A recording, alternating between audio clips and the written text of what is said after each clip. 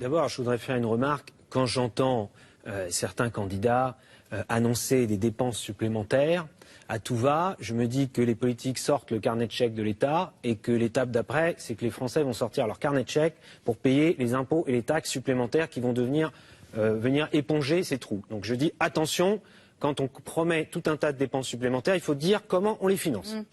Ensuite, je voudrais dire aussi que si on dit qu'on va baisser les impôts sur quelques catégories de Français, j'entends la taxe d'habitation ici, la CSG là aussi, ça veut dire que les classes moyennes vont payer la différence. Ça se passe déjà comme ça aujourd'hui. Il y a déjà des communes qui font des abattements sur la taxe d'habitation et c'est les autres qui payent la différence. Donc ça, moi, je m'y oppose totalement. Je pense que les classes moyennes sont déjà beaucoup trop accablées d'impôts et de taxes et ont déjà beaucoup trop payé la facture. Je propose, moi, la hausse du salaire net.